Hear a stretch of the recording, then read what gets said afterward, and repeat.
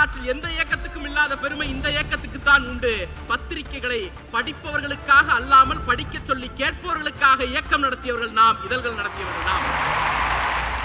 100 வருடத்திற்கு முன்னால் பாமரர்களாக இருந்த மனிதர்களோடு அரசியல் பேசிய ஒரு கட்சி, அரசியல் பேசிய ஒரு இயக்கம் 100 வருடங்களுக்கு பின்னால் ஜென் செட், ஜென் ஆல்பா இவர்களெல்லாம் அரசியல் பேச வந்துவிட்ட பிறகும் உங்களுக்கு நிகராக, உங்களை விட அதிகமாக அரசியல் பேசக்கூடிய கெப்பாசிட்டி எங்களுக்கு இருக்குன்னு ஒரு இயக்கத்தால் சொல்ல முடியும் என்றால் அது திராவிட முன்னேற்ற கழகத்தால் மட்டும்தான்.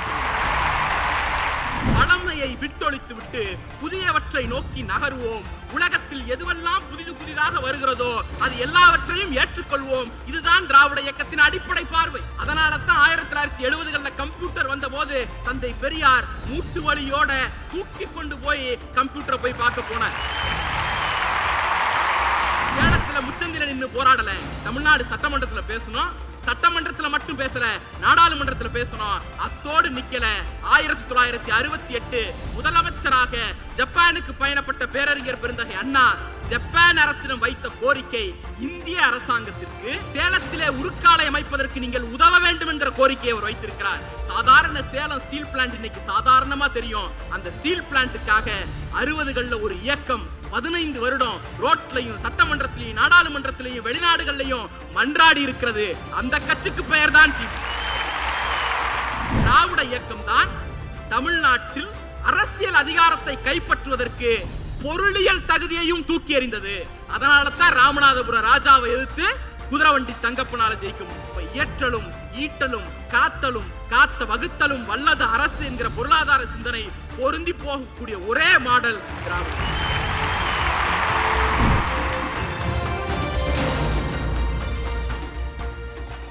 திராவிட முன்னேற்ற கழகத்திற்கு தாய் கட்சியான நீதி கட்சியின் 110 ஆண்டு கால வரலாற்றில், சுயமரியாதை இயக்கத்தின் 100 வரலாற்றில், திராவிட முன்னேற்ற கழகத்தின் 75 ஆண்டு கால வரலாற்றில் இந்த நாள் ஒரு மகத்தான நாள்.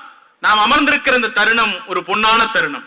அப்படி என்ன மகத்துவம் இந்த நாளுக்கு இருக்கு? காலையிலிருந்து எந்த யூடியூப் ஓபன் பண்ணாலும் அறிவு திருவிழா, எந்த பேப்பரை திருப்பி பார்த்தாலும் அறிவு திருவிழா, எந்த தொலைக்காட்சியை திருப்பி பார்த்தாலும் அறிவு திருவிழா என்று தமிழ்நாட்டின் அரசியல் மற்றும் சமூக சூழலில் மாபெரும் அசைவை ஏற்படுத்தி இருக்கிறது கழக இளைஞரணியினுடைய அறிவு திருவிழா. ஒரு பிரம்மாண்டமான நிகழ்ச்சியாக இது உருவெடுத்திருக்கிறது. அந்த பிரம்மாண்டத்தின் காரணமாக இந்த நாள் மகத்துவமானதாக மாறுகிறதா என்று கேட்டால் இல்லை. இவ்வளவு பரப்புரை மேற்கொள்ளப்பட்டிருக்கிறது, இவ்வளவு ரீச் இருக்கே, அந்த ரீச் காரணமாக இந்த நாள் மகத்துவமானதாக மாறுகிறதா என்று கேட்டால் அதுவும் இல்லை. முன்னால் அமர்ந்திருக்கக்கூடிய தோழர்கள் இளைஞரணியை சேர்ந்தவர்கள், இளைஞர்கள், தமிழ்நாட்டினுடைய கிழக்கு மேற்கு தெற்கு வடக்கிலிருந்து எல்லா திசைகளிலிருந்தும் வந்து குவிந்திருக்கக்கூடியவர்கள். இந்த இளைஞர்களால் இந்த நிகழ்வு மகத்துவம் பெறுகிறதா என்று கேட்டால் அதுவும் இல்லை. பிரம்மாண்டம் இன்னைக்கு இருக்கு, நாளைக்கு போயிடும். பொருட்செலவு இன்னைக்கு இருக்கும், நாளைக்கு போயிடும். முன்னால் இருக்கக்கூடிய இளைஞர்களுக்கு வயதாக கூடும், ஆளுமைகள் மேடையில் இருப்பார்கள், கீழே போவார்கள், கீழே இருப்பவர்கள் மேலே வரலாம். இது அத்தனையும் மாற்றத்தக்கது. ஆனால் இந்த நாளுக்கு மகத்துவம் கூட்டக்கூடியது ஒன்றே ஒன்றுதான். 100 ஆண்டுகளுக்கு முன்னால் இந்த இயக்கத்தை சேர்ந்தவர்கள் 4 பத்திரிகை நடத்தினா அந்த 4 பத்திரிகையை படிக்கிறதுக்கு ஊருக்கு 2 பேர் இருப்பான். அந்த 2 பேருக்காக பத்திரிகை நடத்திய இயக்கம் அல்ல. அந்த 2 பேர் படிக்க சொல்லி 200 பேர் கேட்பான்ல, அந்த 200 பேருக்காக பத்திரிகை நடத்திய இயக்கம் இந்த இயக்கம். உலக வரலாற்றில் எந்த இயக்கத்துக்கும் இல்லாத பெருமை இந்த இயக்கத்துக்கு தான் உண்டு. பத்திரிகைகளை படிப்பவர்களுக்காக அல்லாமல் படிக்க சொல்லி கேட்பவர்களுக்காக இயக்கம் நடத்தியவர்கள் நாம், இதழ்கள் நடத்தியவர்கள் நாம். இன்றைக்கு ஒரு 100 ஆண்டுகள் கழித்து பார்த்தால் எவ்வளவு சிறப்போடு இந்த மேடையிலே நாம் எல்லாம் வீற்றிருக்கிறோம், இந்த அரங்கத்திலே நாம் எல்லாம் வீற்றிருக்கிறோம். 80 ஆளுமைகள் எழுதுகிறார்கள், 50 ஆளுமைகள் பேசுகிறார்கள். அத்தனை எண்ணிக்கை அல்ல செய்தி, அவ்வளவு இருக்கிறது இந்த இயக்கம் குறித்து பேசுவதற்கும் எழுதுவதற்கும். அதுதான் செய்தி. இந்த நாளின் மகத்துவம் எதில் இருக்கிறது என்று சொன்னால், ஒரு 100 இயக்கம், 75 ஆண்டு கழகம், இன்றைக்கு எத்தனை அறிவு வலிமையோடு இருக்கிறோம் என்பதை பறைசாற்றுகிற நாள் இந்த நாள். அதனால் இந்த நாள் மகத்துவம் பெறுகிறது. 100 வருடத்திற்கு முன்னால் பாமரர்களாக இருந்த மனிதர்களோடு அரசியல் பேசிய ஒரு கட்சி, அரசியல் பேசிய ஒரு இயக்கம் 100 வருடங்களுக்கு பின்னால் ஜென் செட், ஜென் ஆல்பா இவர்களெல்லாம் அரசியல் பேச வந்துவிட்ட பிறகும் உங்களுக்கு நிகராக, உங்களை விட அதிகமாக அரசியல் பேசக்கூடிய கெப்பாசிட்டி எங்களுக்கு இருக்குன்னு ஒரு இயக்கத்தால் சொல்ல முடியும் என்றால் அது திராவிட முன்னேற்ற கழகத்தால் மட்டும்தான் சொல்ல முடியும். ரெண்டு பெருமிதம் தான். நம்முடைய அறிவை பறைசாற்றுகிற நிகழ்ச்சி இந்த நிகழ்ச்சி. நாம எவ்வளவு ரேப்பிடா அப்டேட் ஆகிறோம், ஒவ்வொரு நாளும் ஒவ்வொரு பொழுதும் இந்த இயக்கம் தன்னை எப்படி அப்டேட் செய்து கொள்கிறது என்பதை பறைசாற்றுகிற இந்த நிகழ்ச்சி.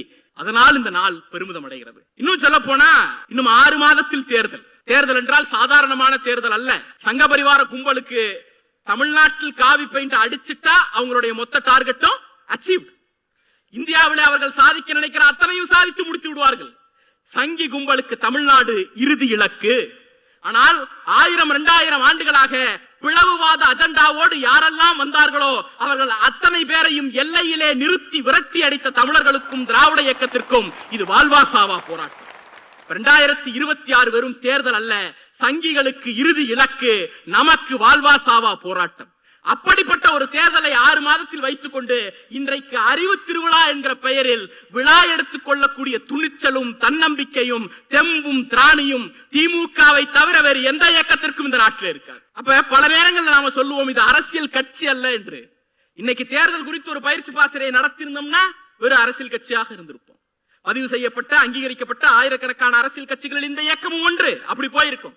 ஆனால் இன்றைக்கும் 75 ஆண்டு கால பயணத்தை, வந்த வழியை, பெற்ற தழும்பை எல்லாவற்றையும் அடுத்த தலைமுறைக்கு சொல்லிக் கொடுப்பதற்காக ஒரு விழாவை நாம் எடுக்கிறோம் என்று சொன்னால் நாம் தேர்தலுக்காக வேலை செய்யக்கூடிய இயக்கம் அல்ல, அடுத்த தலைமுறைக்காக வேலை செய்யக்கூடிய இயக்கம், அடுத்த தலைமுறைக்காக வேலை செய்யக்கூடிய கழகம். அதில்தான் நம்முடைய பெருமிதம் இருக்கிறது. திராவிட இயக்கத்திற்கு பொருளாதார தத்துவம் உண்டா அப்படின்னு நாம் ஒரு கேள்வியை கேட்டோம்னா அதுல சந்தேகமான பதில்கள் வரும். இருக்கலாம், இல்லாமல் இருக்கலாம், இருக்குன்னு சொல்றவங்க இருப்பாங்க, இல்லன்னு சொல்றவங்க இருப்பாங்க. ஆனால் இருக்க முடியுமாங்கிற கேள்வியை நாம கேட்கணும். அது முதல்ல கஷ்டம். ஏன்னா இந்தியா என்கிற நாடுகளுக்குள்ளாரத்தான் நாம நம்முடைய எண்ணங்களையும் திட்டங்களையும் செயல்படுத்த முடியும். பொருளாதாரத்திற்கான ஒரு மேசிவான கொள்கையை வரையறுக்கக்கூடிய இடத்தில் நாம் எப்போதும் இருந்ததில்லை. இந்த கிரவுண்ட் என்னங்கறத சூஸ் பண்றது டெல்லிக்காரன், இந்த மேட்ச் என்னங்கறத சூஸ் பண்றவன் டெல்லிக்காரன், இதுக்கு பவுண்டரி எதுங்கறத சூஸ் பண்றவன் டெல்லிக்காரன், இதுக்கு ரூல்ஸ் எதுங்கறத சூஸ் பண்றவன் டெல்லிக்காரன்.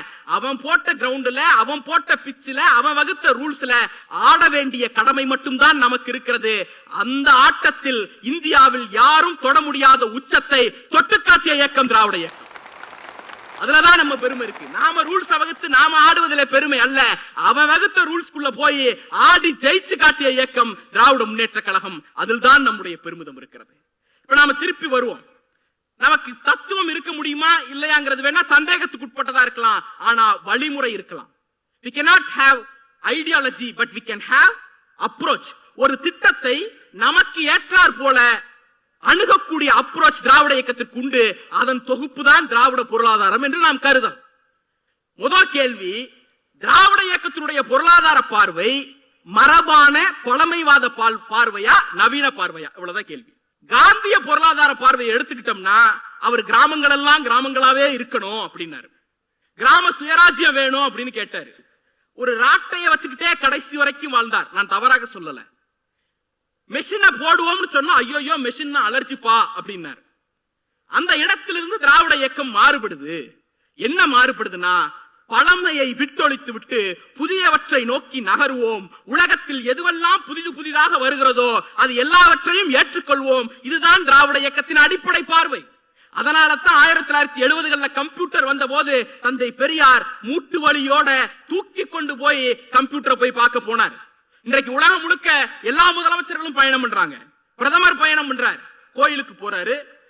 ராணுவத்துறை அமைச்சர் போனா எலுமிச்சத்தை இங்க இருந்து பேக் பண்ணிட்டு போறாரு.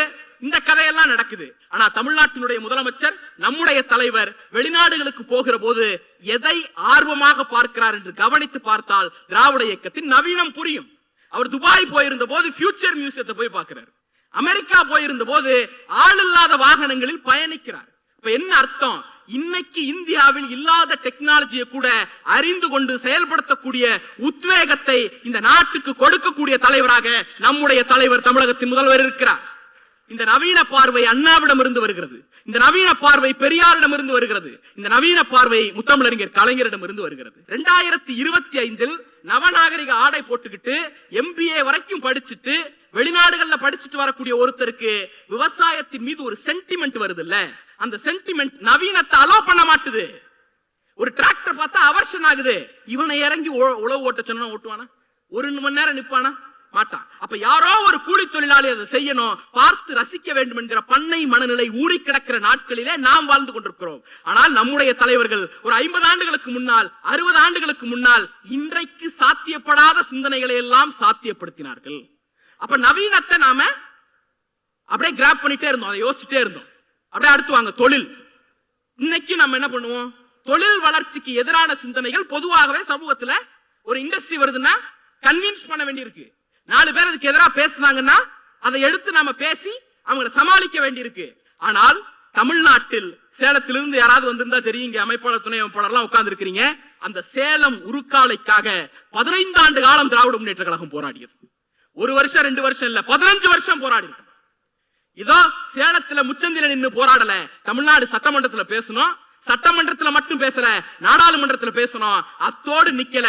1968 முதலமைச்சராக ஜப்பானுக்கு பயணப்பட்ட பேரறிஞர் பெருந்தகை அண்ணா ஜப்பான் அரசிடம் வைத்த கோரிக்கை, இந்திய அரசாங்கத்திற்கு சேலத்திலே உருக்காலை அமைப்பதற்கு நீங்கள் உதவ வேண்டும் என்கிற கோரிக்கையை அவர் வைத்திருக்கிறார். சாதாரண சேலம் ஸ்டீல் பிளான்ட் இன்னைக்கு சாதாரணமா தெரியும். அந்த ஸ்டீல் பிளான்ட்டுக்காக 60களில் ஒரு இயக்கம் 15 வருடம் ரோட்லையும் சட்டமன்றத்திலையும் நாடாளுமன்றத்திலையும் வெளிநாடுகள்லையும் மன்றாடி இருக்கிறது. அந்த கட்சிக்கு பெயர் தான் திமுக. அப்ப தொழில் வளர்ச்சியில நமக்கு இருந்த முனைப்பு இந்த நாட்டில் எந்த கட்சிக்கும் கிடையாது. அன்னைக்கு இருந்த கட்சிக்கு சரி, இன்னைக்கு இருந்த கட்சிக்கு சரி. 70களில் வங்கிகளை தேசியமயமாக்குவதற்கு கலைஞர் உதவினார் என்று ஒரு வரியில் சொல்லிட்டு போயிடுறோம். 46 அது குறித்து சிந்தித்தவர் பேரறிஞர் அண்ணா. சும்மா ஏதோ ஒரு நாள்ல ஒரு நைட்ல எதுவும் நடந்துடல. கொஞ்சம் கொஞ்சம் கொஞ்சமாக இந்த தத்துவத்தை, இந்த இயக்கத்தை, இந்த இனத்தை செதுக்கி எடுத்திருக்கிறோம். அதுதான் நம்முடைய பெருமை. அப்ப மாடர்னிட்டி, மெஷின்ஸ் அலோ பண்ணு, வங்கிகளை தேசியமயமாக்கு, தொழில்களை ஊக்குவி. இந்த தத்துவம் தான் திராவிட இயக்கத்தின் அடிப்படை பொருளாதார பார்வையாக இருந்திருக்கிறதே தவிர நாம் ஒரு நாளும் பின்னோக்கி சிந்தித்தவர்கள் அல்ல. மரபுக்குள் சிக்கிக் கொண்டு பிற்போக்குவாதிகளாக நாம் இருந்ததே கிடையாது. அப்படியே வருவோம். பொதுவா ஒரு பொருளாதாரத்தினுடைய அடிப்படை பேராசிரியர்கள்லாம் இருக்கிறாங்க, வகுப்பெடுக்கக்கூடியவர்கள். அவங்கள வச்சு நான் எல்லாம் சொல்லக்கூடாது. இருந்தாலும் இன்னைக்கு நான் ₹1 ஏதாவது ஒரு விஷயத்துல முதலீடு பண்றேன்னா எனக்கு என்ன எதிர்பார்ப்பு இருக்கும்? அதுல இருந்து எனக்கு என்ன லாபம் கிடைக்குது? நான் ஒரு இன்வெஸ்ட்மெண்ட் பண்றேன், எனக்கு என்ன டிவிடெண்ட் கிடைக்குது, என்ன ரிட்டர்ன் கிடைக்குது? இதுதான் அடிப்படையான பொருளாதார எதிர்பார்ப்பா இருக்கும்.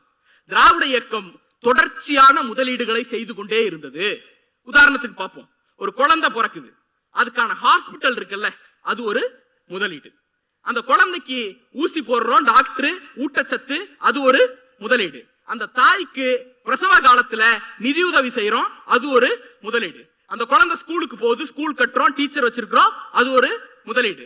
அதுக்கப்புறம் அந்த குழந்தைக்கு ஸ்கூல் யூனிஃபார்ம்ல இருந்து, காலில் போட்டிருக்க செருப்புல இருந்து, புக்ல இருந்து, சாப்பாட்டுல இருந்து எல்லாவற்றையும் கொடுக்கிறோம், அது ஒரு முதலீடு. அடுத்து அந்த குழந்தை காலேஜுக்கு வருது. காலேஜுக்கு வரும் பொழுது அந்த குழந்தைக்கு ஃபர்ஸ்ட் கிராஜுவேட்டா இருந்தா கட்டண சலுகை, அது ஒரு முதலீடு. இப்படி முதலீடுகளை செஞ்சுட்டே வரும். அடுத்து தலையீடுகள், இன்டர்வென்ஷன். என்ன இன்டர்வென்ஷன் பண்றோம்? ஒரு குழந்தை காலேஜுக்கு வருதுன்னா அங்க பிற்படுத்தப்பட்ட சமூகமா, பட்டியலினமா, பழங்குடியினமா பார்த்து ரிசர்வேஷன் கொடு, அது ஒரு தலையீடு. அந்த ரிசர்வேஷன் கொடுத்த பிறகு அந்த குழந்தை காலேஜ்ல படிக்கிறப்ப நாலேஜை எப்படி எம்பவர் பண்றது? இன்னைக்கு நான் முதல்வன் ஒரு திட்டம் கொண்டு வந்திருக்கோம், அது ஒரு தலையீடு. அப்போ ஒரு குழந்தை பிறந்ததிலிருந்து வேலைக்கு செல்கிற வரை இந்த அரசாங்கம் ஒரு 10-15 திட்டங்களின் மூலமாக முதலீடுகளையும் ஒரு 5-6 திட்டங்களின் மூலமாக தலையீடுகளையும் செய்கிறது. இந்த முதலீடும் தலையீடு என்ன ஆகுது? நல்ல சம்பாதிக்கக்கூடிய திறனுள்ள ஆளுமையாக அந்த குழந்தையை, அந்த ஆணை, அந்த பெண்ணை சமூகத்துக்கு கொடுக்குது. அந்த பிள்ளை வரா, சம்பாதிக்கிறாங்க, சம்பாதித்த பிறகு சம்பாதிக்கிறதுக்கு ஒரு வரி கட்டுறான், அதை செலவு பண்றாங்க, செலவு பண்றதுக்கு ஒரு வரி கட்டுறான், அதை எங்கேயாவது சேமிச்சு வைக்கிறாங்க, இல்ல முதலீடு பண்றாங்க, அதுக்கு கேபிட்டல் கெயின் டாக்ஸ் வேற ஒண்ணு இருக்கு, அதுக்கு ரிட்டர்னுக்கு, அதனுடைய முதலீட்டில் வரக்கூடிய லாபத்துக்கு ஒரு வரி கட்டுகிறார்கள். அப்ப சாதாரண குடிசையில் பிறந்த ஒரு குழந்தைக்கு ஒரு 20 வருடம் இந்த அரசாங்கம் செய்யக்கூடிய முதலீடுகளும் தலையீடுகளும் அடுத்த 80 வருடம் அந்த குழந்தை சாகிற வரைக்கும் ரிட்டர்னா வந்துகிட்டே இருக்கு. இதுதான் சமூக முதலீடுகள். இந்த சமூக முதலீட்டை திட்டமிட்டு செயல்படுத்திய ஒரே இயக்கம் இந்த நாட்டில் திராவிட இயக்கம் மட்டும்தான், திராவிட முன்னேற்ற கழகம் மட்டும்தான். மத்த எல்லாம் தோத்து போயிட்டாங்க. அருண் ஜேட்லி போட்ட கடைசி பட்ஜெட்டை ஒரு ஆங்கில பத்திரிகையில் எழுதினாங்க, poor copy of Dravidian budget அப்படின்னு எழுதினாங்க. நாம சரியா செஞ்சோம், ஒண்ணும் கிடையாது. சிற்பி கையில கொடுக்க உளியும் கல்லுடைக்கிறவங்க கையில கொடுக்கிற உளியும் வித்தியாசம் இருக்கு. அதே கான்செப்ட் தான், பணத்தை கொடுக்கிறது தான். அதை ஒரு சிற்பி செஞ்சா சமூக நல திட்டம், ஒரு கல்லுடைக்கிறவங்க கொடுத்தா அடிச்சு செதறிடும். திராவிட இயக்கம் சிற்பி போல செதுக்கியது, சங் பரிவார் கும்பல் கல்லுடைப்பவர்களை போல உடைத்து சுக்கு நீராக எல்லாத்தையும் வீசியது. தமிழ்நாட்டில் ஒருத்தர் அரசியல் கட்சியில் ஆளுமையாக ஜெயிக்கணும்னா அவருக்கு 3 விஷயம் தேவைப்பட்டுச்சு 1900ங்கள்ல, ஒரு 120 வருஷத்துக்கு முன்னாடி. ஒன்னு சாதி இருக்கணும். சாதியால் மேலே வைக்கப்பட்ட ஒரு அடுக்குல பிறந்திருந்தா தான் அவர் அரசியல்ல மிளற முடியும். அடுத்தது பெரிய பொருளாதார பலம் இருக்கணும்.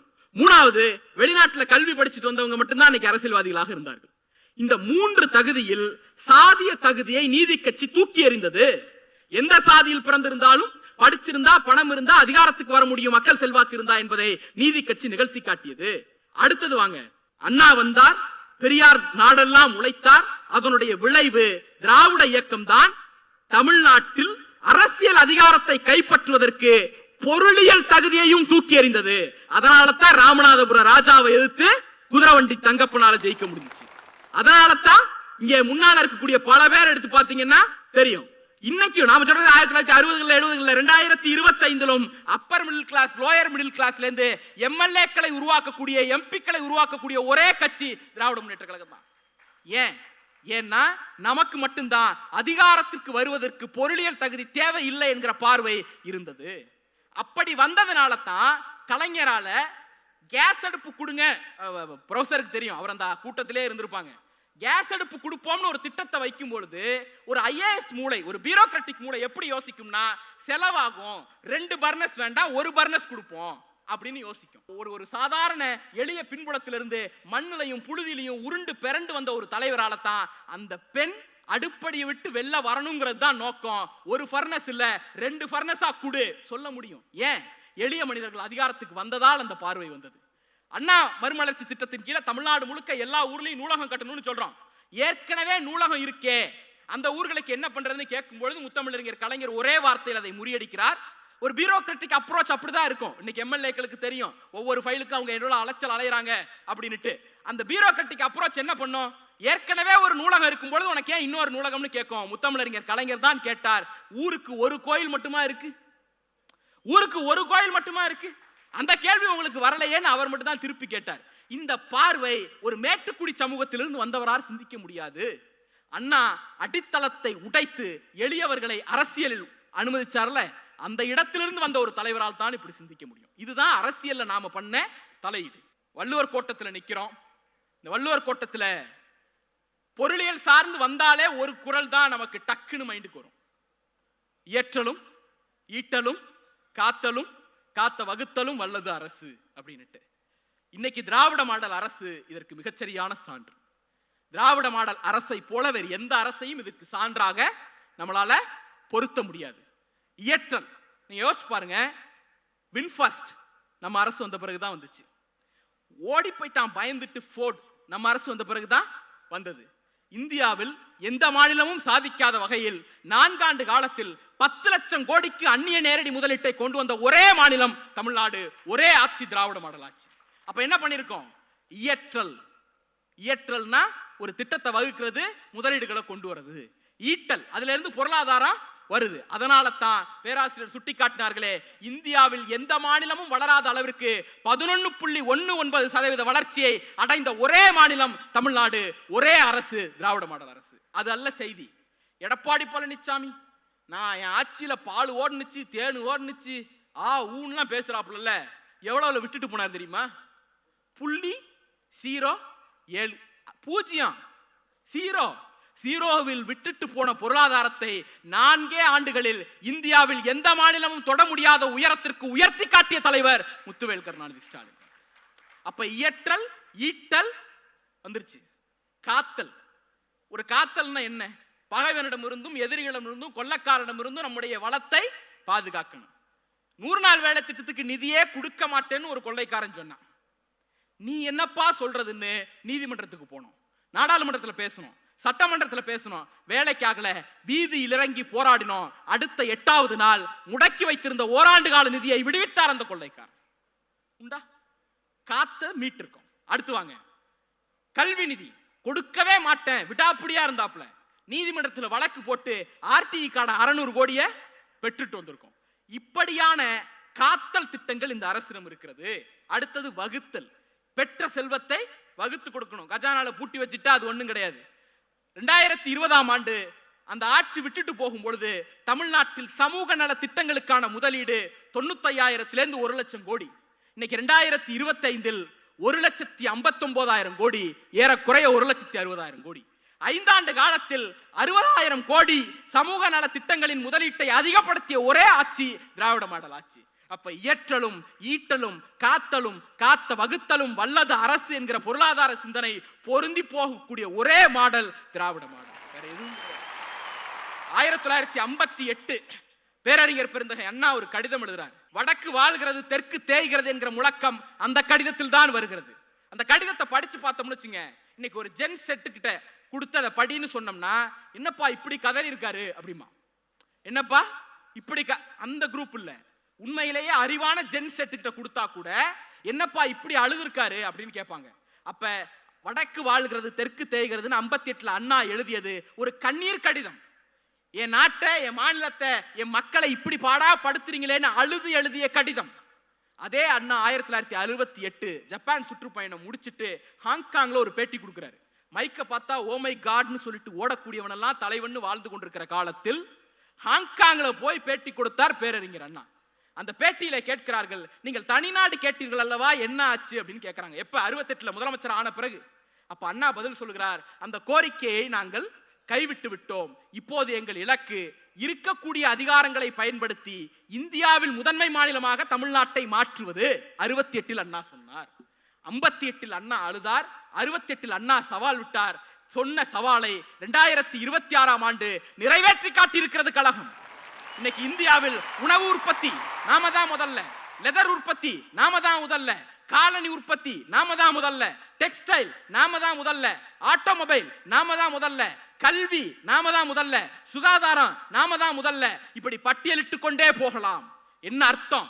58 அழுத ஒரு கட்சி, 68 சவால் விட்ட ஒரு கட்சி 2026 சாதித்து காட்டியிருக்கிறது. தெம்போடு சாதித்து விட்டோம் என்கிற கர்வத்தோடு பேசிக் கொண்டிருக்கிறோம். இந்த நிகழ்வுக்கு 2 டேக்அவே இருக்கணும்னு நினைக்கிறேன். ஒன்னு, திராவிட பொருளாதாரத்தை நாம் நிகழ்வுகளாக, சம்பவங்களாக, ஸ்கீம்களா பேசிட்டே இருக்கோம். எப்படி திராவிட இயக்கத்தில் யாரும் செய்யாத மகத்தான சாதனையை இளைஞரணி 1200 பக்கங்களில் செய்து முடித்திருக்கிறதோ, அதே போல திராவிட பொருளாதாரத்தை தத்துவமாக்கக்கூடிய முயற்சி மேடையில் இருக்கக்கூடிய பேராசிரியர்களால் ஏற்கனவே தொடங்கப்பட்டிருக்கிறது. அதை முழுமை அடைகிற வகையில் ஒரு முழுமையான பொருளாதார ஆவண தொகுப்பை இளைஞரணி கொண்டு வருவதற்கான முயற்சியை எதிர்காலத்தில் எடுக்க வேண்டும் என்கிற ஒரு கோரிக்கையோடு, பொருளாதாரத்தை அரசியல் களத்தில் அதிகம் பேசி வெற்றி பெற்ற இயக்கம் நாம் தான். நம்முடைய இளம் பேச்சாளர்களுக்கு அது குறித்த கூடுதல் விழிப்புணர்வை ஏற்படுத்தி எளிய மக்களிடம் எளிய மொழியில் பொருளாதாரத்தை பேசுவதற்கான வாய்ப்பை ஏற்படுத்தி கொடுக்க வேண்டும் என்கிற 2வது கோரிக்கையை வைக்கிறோம். வள்ளுவர் கோட்டத்தில் தன் பெயரை பதிக்க வேண்டும் என்பது பல பேருக்கு ஆசை, பல பேருக்கு ஏக்கம். ஆனால் திராவிட இயக்க வரலாற்றில் பொன்னான 2 நாட்களை உருவாக்கி வள்ளுவர் கோட்டத்தின் வரலாற்றில் தன்னுடைய பெயரை பதித்திருக்கிறது திராவிட முன்னேற்ற கழகத்தின் இளைஞரணியும் இந்த இயக்கத்தின் இளம் தலைவரும். அந்த வரலாற்றோடு நாம் செல்வோம். நன்றி, வணக்கம்.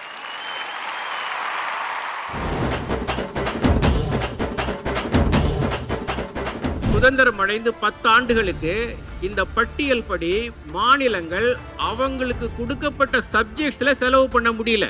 அதை பிரேக் பண்ணது கலைஞர்.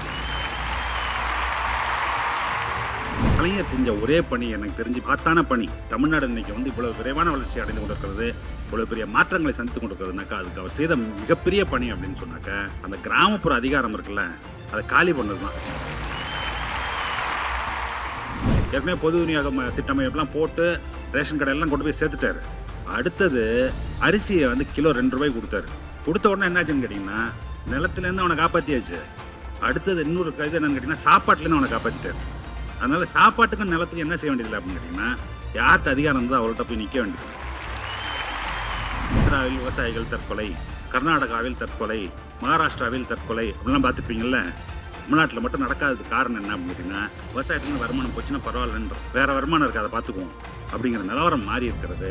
அடுத்தது இந்த படிப்பை கொண்டு போய் எல்லோருக்கும் சேர்த்ததுனால என்ன இருக்கு அப்படின்னு கேட்டிங்கன்னா, இன்டர் ஜெனரேஷன் மொபிலிட்டின்னு சொல்லக்கூடிய அடுத்த தலைமுறையில் வேளாண்மையை விட்டு வெளியேறுவது அப்படிங்கிறது மிகப்பெரிய அளவில் நடந்து கொண்டிருக்கிறது. இந்தியாவில் மிக வேகமாக வளரக்கூடிய பொருளாதாரமாக தமிழ்நாடு திகழ்ந்து கொண்டிருக்கிறது. இது போன்ற ஒரு மாற்றம் வட இந்தியாவில் எந்த மாநிலத்திலும் வரவில்லை. வட இந்தியாலையும் வரல, கிழக்கு இந்தியாலையும் வரல.